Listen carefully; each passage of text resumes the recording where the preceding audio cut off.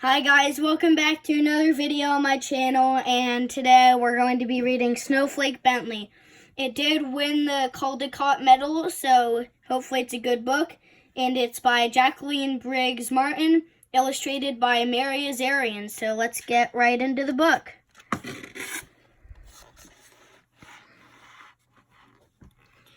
In the days when farmers worked with ox and sled and cut the dark with lantern light, there lived a boy who loved snow more than anything else in the world. Willie Bentley's happiest days were the snowstorm days. He watched snowflakes fall on his mittens, on the dried grass of Vermont farm fields. On the dark metal handle of the barn door, he said, snow was as beautiful as butterflies or apple blossoms. He could net butterflies and show them to his older brother Charlie.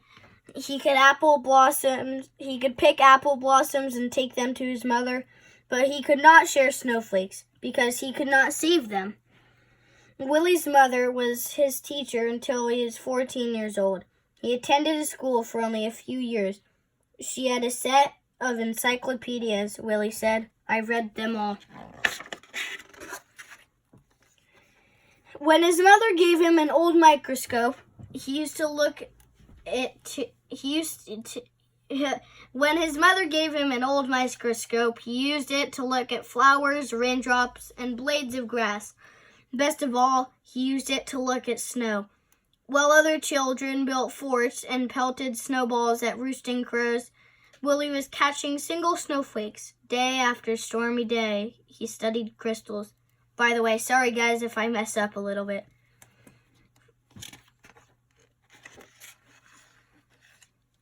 Their intricate patterns were even more beautiful than he had imagined. He expected to find whole flakes that were the same, that were copies of each other, but he never did. Willie decided he must find a way to save snowflakes so others could see their wonderful designs. For 3 winters, he tried drawing snow crystals, they always melted before he could finish.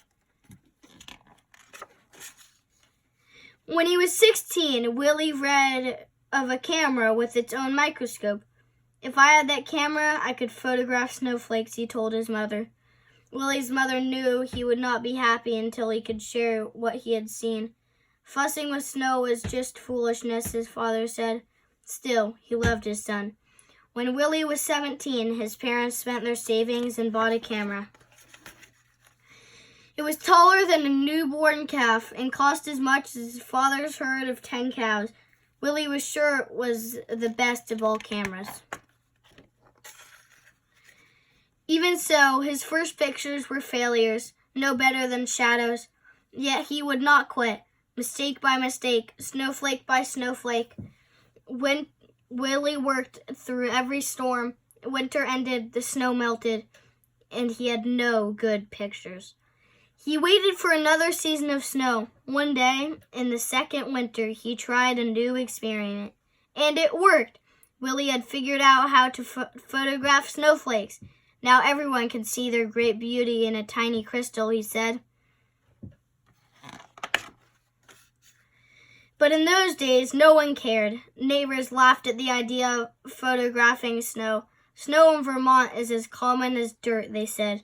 We don't need pictures. Willie said photographs would be his gift to the world. While other farmers sat by the fire or rode to town with horse and sleigh, Willie studied snowstorms. He stood at the shed door, and he held out a black tray to catch the flakes. When he found only tumbled, broken crystals, he brushed the tray clean with a turkey feather and held it out again. He waited hours for just the right crystal and didn't notice the cold. If the shed were warm, the snow would melt. If he breathed on the black tray, snow would melt.